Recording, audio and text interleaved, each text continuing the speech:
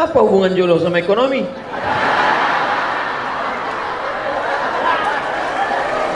Karena jodoh terkendala disebabkan oleh Ekonomi. banyak yang ngaku.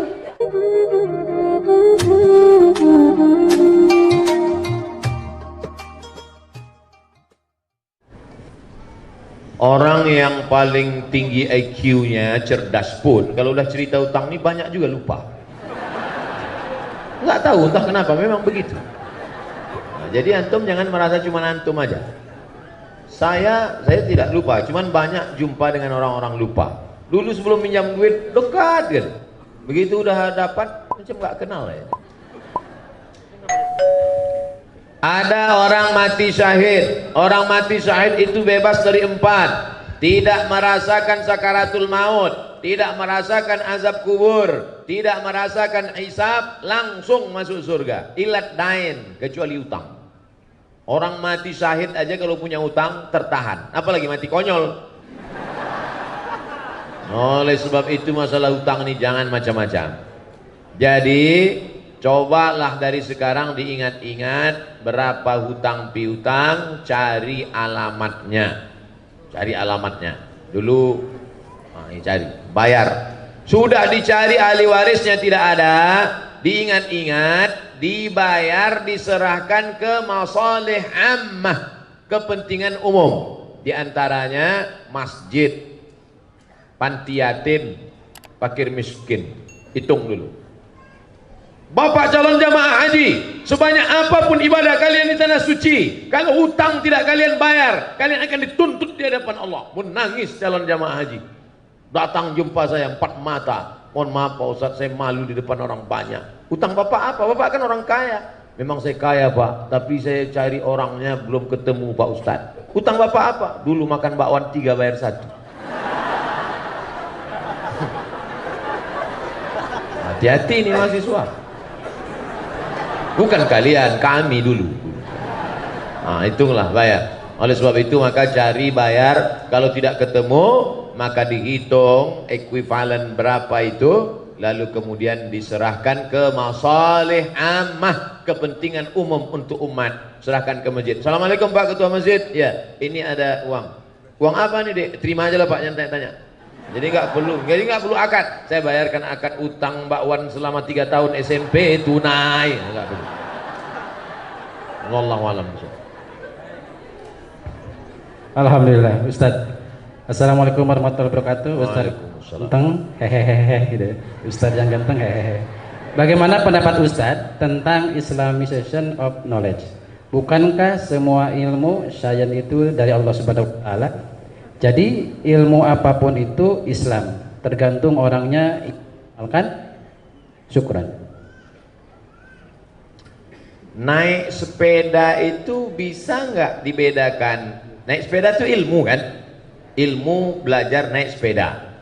Lalu kemudian bisa nggak dibagi? Ini naik sepeda Islam, ini naik sepeda konvensional. Ilmu kan? Ilmu cara naik sepeda, naiknya dari kanan.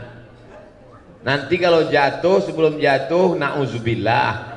Setelah jatuh la haula wala quwata illa billah. Letaknya di mana? Mengeksplorasi ayat-ayat Al-Qur'an, hadis-hadis. Ada ayat kauniyah, ada ayat alam semesta. Itu semua disebut ayat oleh Allah Ta'ala. Inna fi khalqis samawati wal ardi wa ikhtilafil laili wan nahari la ayat. Bagaimana menggali, mengeksplorasi ekonomi dari Al-Quran, dari sirah Nabi. Ada mahasiswa pasca sarjana ngontak saya, mau nanya masalah andragogi. Assalamualaikum Ustaz Somad. Waalaikumsalam. Saya tesis S2 saya tentang andragogi, kata dia. Mohon maaf, saya andragogi ini bukan bidang saya. Saya taunya Andra and the Backbone. Saya mau ngajak ketemuan karena mahasiswa ini perempuan, mahasiswi, jadi saya nggak berani ketemu di rumah makan, ketemunya di masjid. Nanti kalau ketemu di rumah makan dia foto kan bahaya. Akhirnya ketemu di masjid. Kata dia, andragogi ini apa? Saya tanya. Andragogi ini belajar setelah dewasa, Ustaz. Terus saya sudah cari hadisnya nggak ketemu. Kata dia udah nyari hadis Sahih Bukhari, Sahih Muslim, nggak ketemu. Belajar setelah dewasa. Lalu saya tanya, Khadijah beda umur dengan Nabi berapa tahun? Waktu Nabi umur 25, Khadijah umur 40. 40 dengan 25 berarti perbedaan umur 15. Waktu Nabi dapat wahyu umur 40, berapakah umur Khadijah? 55. Berarti dia belajar Islam umur berapa? 55. Belajar Islam setelah umur 55 itu apa namanya? Andragogi. Ketika saya tanya gitu, berapa umur Khadijah belajar Islam? 55, Ustaz. 55 itu anak-anak apa dewasa? Dewasa. Apa itu namanya?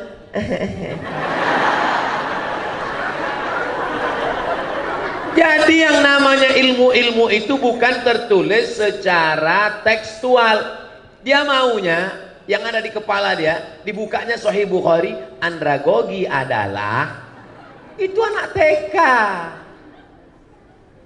Paham? Bagaimana menggali ilmu yang tersirat dari ayat, dari hadis, dari sirah. Maka ulama itu disebut dengan faqih, bukan alim, faqih. Makanya doa Nabi untuk Abdullah bin Abbas, Allahumma faqihhu fiddin. Nabi tak mengatakan Allahumma alimhu, enggak. Nabi mengatakan Allahumma faqihhu fiddin.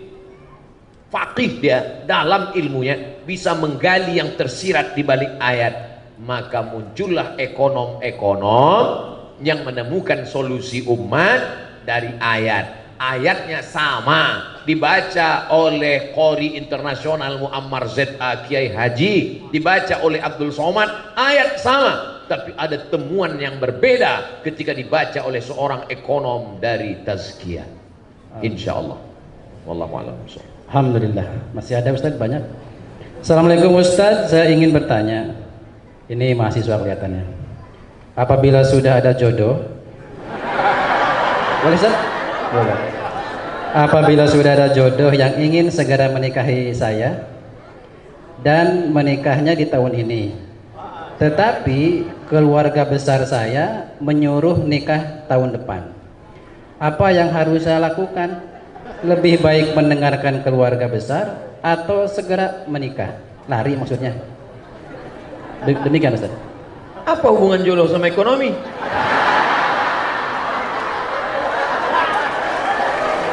Karena jodoh terkendala disebabkan oleh ekonomi.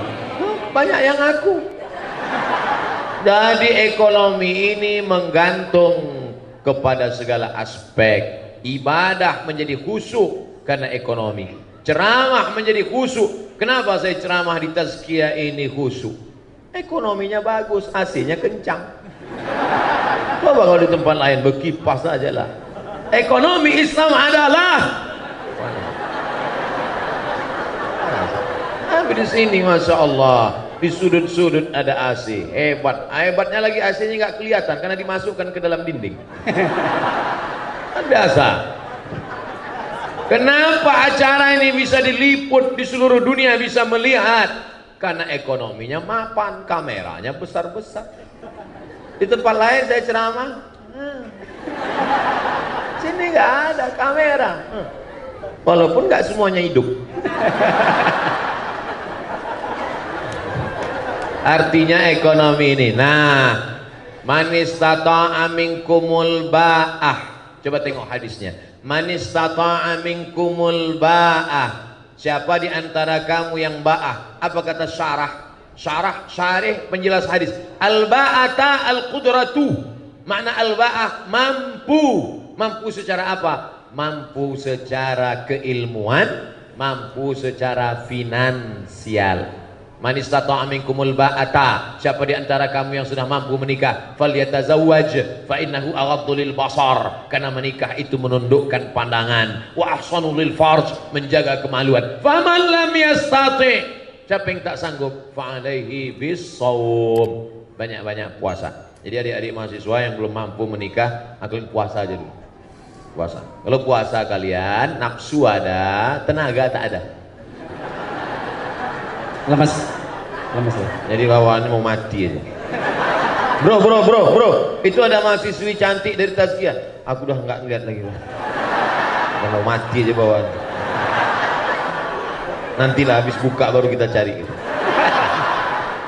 Nah, oleh sebab itu, kalau ekonomi sekarang ekonomi sudah mapan. Kira-kira mana yang didulukan Pak Ustadz? Apakah saya menikah tahun ini atau dengan keluarga? Balik kepada Al-Quran. Apa kata Allah? Wa amruhum syura bainahum. Orang beriman itu memutuskan berdasarkan syura. Datang ke ayah, datang ke ibu. Papa. Jangan panggil papa, kita makan sambal terasi nah. Ayah, saya ada rencana nikah sekarang ya. Kau sudah punya kemapanan ekonomi, sudah mampu insya Allah ya. Tahun depan mobil belum ada, nanti cucuku naik motor batuk.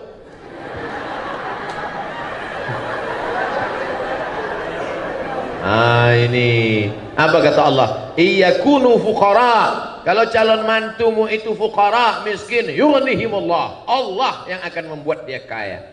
Nanti datang ke dia. Kamu mau minang anak saya? Iya Pak. Datang aja naik Grab.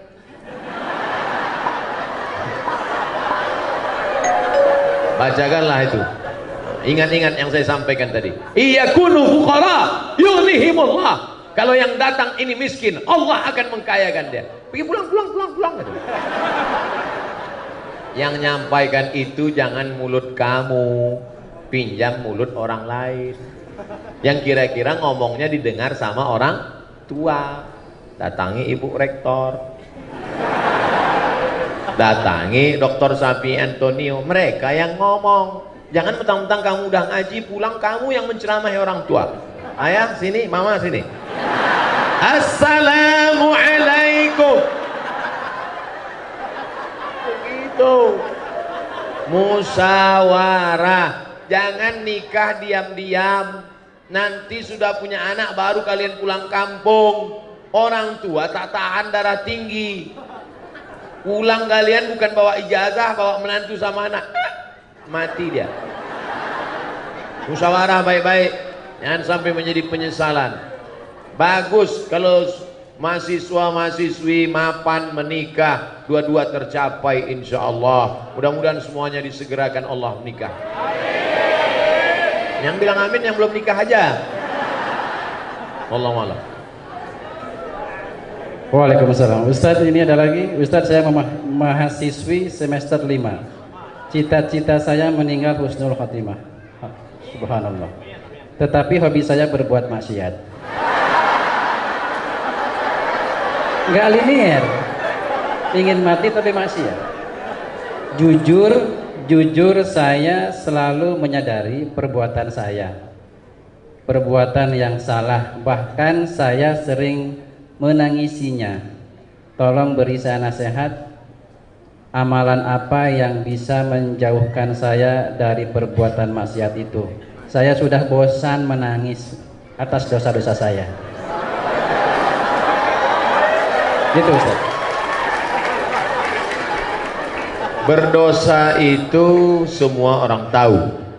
Tapi penyebab apa membuat engkau berdosa, engkau mesti tahu. Dosa apa yang kau lakukan dan mengapa engkau berdosa, mesti tahu. Sehingga mudah kita mencarikan obatnya. Itulah gunanya kita diperiksa dulu sama dokter di USG, itu USG hamil. Di scan supaya dipastikan apakah dia usus buntu atau cancer, supaya jelas. Maka jangan sampai salah obat. Salah obat nanti jadi penyakit, racun. Oleh sebab itu maka diketahui dulu penyakitnya apa. Ini pertanyaannya umum, maka saya jawab secara umum. Pak Ustadz, saya bergelimang dosa. Dosamu apa? Penyebabnya apa? Dosa saya ini karena sebabnya ini. Cepat atasi. Dosa ini penyebabnya ini. Obatnya ini. Atasi ini. Karena secara umum biasanya dosa hinggap kalau kita selalu sering sendirian. Maka jangan sendirian. Harus berjamaah. Buat komunitas. Saya senang anak-anak muda ini punya komunitas-komunitas. Saya banyak jumpa komunitas. Kamu dari komunitas mana? Saya dari komunitas jombloan fisabilillah Pak Ustadz. Mantap. Kamu komunitas mana? Saya komunitas petato tobat Pak Ustadz. Mana tatomu nggak kelihatan? Nih. Ada satu titik. Kamu komunitas mana? Saya dari komunitas subuhan berjamaah Pak Ustadz. Bagus. Nah, jadi yang pertama jangan sendiri, jangan pernah sendiri. Sekarang ini komunitas tazkiyah. Nanti pulang ke kos-kosan, mulai setan mendekat. Maka di komunitas kos-kosan juga cari komunitas kos-kosan yang islami. Saya dapat berita katanya di sekitar Bogor Tazkiyah punya tempat tinggal yang islami. Betul tuh. Nah ini terjaga dia. Nanti di grup juga, di grup itu juga ada grup-grup yang menjaga kita. Kalau berada di grup yang buat maksiat keluar. Kamu coba lihat grup-grupnya, pasti cek grup homo. Ngapain kau di dalam? Saya mau mendakwahi mereka Pak Ustaz. Astagfirullah. Kau nggak kuat bro.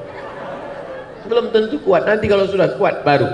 Jadi kalau ada grup yang kira-kira menyelamatkan kita. Jadi yang pertama menyelamatkan diri ini adalah pertama taubat nasuha, mandi taubat. Setelah itu berjamaah buat komunitas. Setelah itu istiqomah. Makanya nanti buat komunitas ada datanya, kartunya, fotonya, nomor handphonenya. Kalau nggak datang ditanya, ente nggak datang, kenapa nggak datang? Ada ketuanya, ada. Nah, jadi insya Allah terjaga dia. Pertama taubat, yang kedua komunitas, yang ketiga istiqomah. Maka insya Allah kalau tiga ini dijaga, selamat kita. Mudah-mudahan yang mau bertobat, tobat, segera tobat sebelum malaikat maut datang. Ingat, malaikat maut datang tidak pernah melihat akte kelahiran. Jangan kalian pikir karena semester 5 malaikat masih lama. Semester 2 aja banyak yang gol. Wallahu a'lam bishawab. Alhamdulillah. Kita lanjut Ustaz, masih ada waktu. Bismillah. Ustaz, Assalamualaikum warahmatullahi wabarakatuh. Ustaz, saya mau nanya, kan waktu sholat Jumat tidak boleh berbicara. Gimana hukumnya dengan menjawab sholawat atas Nabi? Terima kasih. Idza sa'idal khatibu 'alal mimbar, kalau khatib sudah naik ke atas mimbar, fala yatakallamanna ahadukum, maka janganlah satu di antara kamu berkata-kata. Idza qulta li sahibika ansit, kalau kau katakan kepada orang di sebelahmu, faqad laghauta, maka kau sudah melakukan perbuatan lagha. Wa man lagha fala jum'ata lah, siapa yang melakukan perbuatan lagha maka tiada Jumatlah baginya. Diam, tiada Jumat baginya. Adapun khatib mengatakan, marilah kita berselawat kepada Nabi. Allahumma salli ala Sayyidina Muhammad. Apakah lagha? Tidak, karena dia sedang berdoa kepada Allah, memohonkan selawat untuk Nabi Muhammad sallallahu alaihi wasallam. Seandainya berdiri salah satu dari jamaah itu, jamaah sholat Jumat berdiri, lalu dia ngomong ke khatib, Pak Khatib, cepetan dikit dong. Nih kami kelas di Tazkiyah udah mau masuk nih. Apakah batal khutbah Jumat? Tidak. Mana dalilnya? Karena Nabi pernah khutbah, tiba-tiba datang orang Arab Badui ke pintu Masjid Nabawi. Apa kata dia? Ya Muhammad, halakatil amwal. Wahai Muhammad sallallahu alaihi wasallam, kampung kami sudah hancur. Tanam-tanaman mati kering kerontang. Onta-onta mati tidak minum. Tolong berdoa kepada Allah. Apakah Nabi waktu itu ngomong batal sholat Jumat? Nah, Nabi angkat tangan. Nabi angkat tangan, apa kata Nabi? Aghithna, aghithna, aghithna. Itulah yang disebut dengan istisqa dalam khutbah Jumat. Nabi justru berdoa, minta supaya turun hujan. Selesai sholat Jumat, pulang sahabat, basah halaman Masjid Nabawi. Begitulah hebatnya doa Nabi SAW. Jadi yang membatalkan itu kalau berkata-kata sesama jamaah. Adapun jamaah berdoa, jamaah ngomong ke khotib, atau sebaliknya, khotibnya ngomong ke jamaah, apakah batal khutbah? Tidak. Nabi sudah khutbah, tiba-tiba ada seorang laki-laki datang, langsung duduk. Apa kata Nabi? Qum, berdiri, berdiri, berdiri kata Nabi. Nabi suruh dia sholat 2 rakaat. Andai saya sedang khutbah, tiba-tiba datang seorang laki-laki duduk, saya suruh dia berdiri, berdiri. Tapi belum pernah lagi. Qum, berdiri sholat. Makanya kalau adik-adik terlambat, jangan langsung duduk waktu sholat Jumat, tetap sholat 2 rakaat. Tapi janganlah sholatnya di depan khotib. Ini udah terlambat, bikinlah ke pinggir-pinggir sana. Ini udah terlambat di depan khotib. Allah, pakai baju kaos, tulis ini, emang masalah buat Allah. Wallahu a'lam. Ustaz ada 3 lagi, boleh? Baik. Assalamualaikum warahmatullahi wabarakatuh. Ustaz, teman saya mengamanahkan pertanyaan. Teman saya pernah berzina, tapi tidak sampai hamil, dan dia kini telah bertobat. Yang ingin teman saya tanyakan, apakah yang harus dilakukan? Menyembunyikan aib itu atau berterus terang kepada keluarga? Terima kasih. Dia laki-laki perempuan? Tulisannya ini temannya soalnya. Kalau laki-laki berzina, habis itu dia nikah, istrinya kan nggak tahu kan? Nggak tahu, karena nggak ada labelnya. Beda sama perempuan. Kalau dia berzina, habis itu dia nikah, suaminya tahu. Dalam kitab fikih dikatakan, dikutip oleh Sayyid Sabiq dalam fikih sunnah. Lihat fikih sunnah. Inishtarata bikran, kalau seorang laki-laki menikah mensyaratkan istrinya mesti bikran. What the meaning of bikran? Virgin. Inishtarata bikran, kalau laki-laki mensyaratkan istrinya harus bikran, virgin, fabanat thaiban, ternyata setelah nikah tidak virgin, falahul fashu, maka laki-laki itu punya hak untuk fasah. Fasah artinya pembatalan pernikahan. Makanya tertulis di botol, do not accept if cell is broken. Makanya saya tanya tadi, yang tanya laki-laki apa? Perempuan. Kalau laki-laki dia tobat nasuha, selesai. Jangan kau ceritakan sama dia. Jangan pula nanti, dek, ada sesuatu yang mau ku ceritakan. Apa bang? Kau bukan yang pertama. Apa? Tapi kalau perempuan kau harus cerita, karena kalau tidak nanti ini bahaya. Cuman menanyanya jangan langsung pancing-pancing dia dulu. Pancing dia, Mas, ya, apa sih arti keperawanan bagimu? Terus dia bilang, alah nggak ada. Aku pun nggak perjaka, katanya. Apa?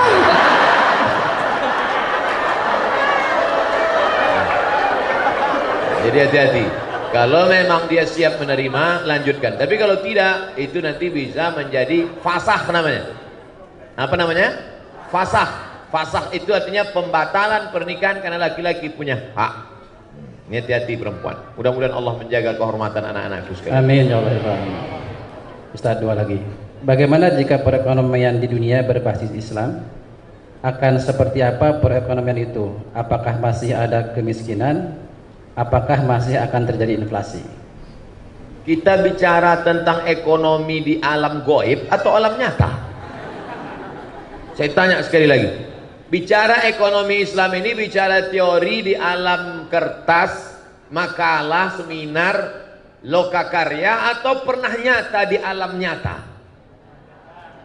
2,5 tahun jadi khalifah, dan dia menantang siapa yang bisa berjalan kaki dari Son'a ke Darul Bayda. Son'a, Yaman. Sekarang kita hitung. Yaman, naik Yaman, Saudi Arabia, naik ke atas Suriah, Yordania, Palestina, naik ke atas lagi Mesir, Tunisia, Aljazair, Maroko, 9 negara. Siapa yang sanggup jalan kaki 9 negara mencari fakir miskin, bawa ke sini, kata Umar bin Abdul Aziz. Abad kedua Islam, tidak ada fakir miskin. kalau ekonomi Islam diterapkan. Jadi kita bukan cerita masalah makalah seminar, kita bicara tentang pernah wujud ada di alam nyata. Bukti, real, fakta, bukan fiktif. Jadi orang Islam cerita ekonomi ini bukan dongeng, bukan cerita tentang masalah. Nah, ini mesti diwujudkan kepada umat Islam. Lalu kemudian kenapa dalam fikih itu, coba baca kitab tafsir di abad-abad keempat, abad-abad kelima, abad-abad keenam. Mereka cerita tentang anjing Ashabul Kahfi warnanya apa. Apakah anjing herder, apa anjing bulldog. Mereka cerita tentang perahunya Nabi Nuh sebesar apa, kayunya dari kayu apa, mendaratnya di mana.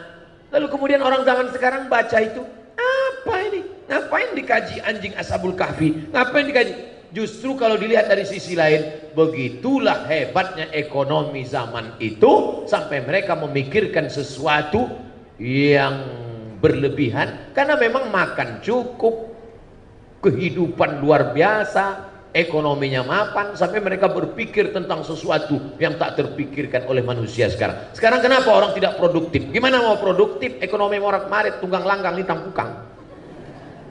Jadi kalau dibaca abad-abad pertengahan, abad keempat, abad kelima, abad keenam, kenapa tafsir-tafsir, fikih-fikih itu mengkaji dengan kajian luar biasa. Bahkan di Indonesia, kalau adik-adik nanti baca fikih ketika Islam sedang jaya-jayanya di Kalimantan, ada kitab fikih namanya Sabilal Muhtadin, ditulis oleh mufti kerajaan Banjar, namanya Syekh Muhammad Arsyad Al-Banjari.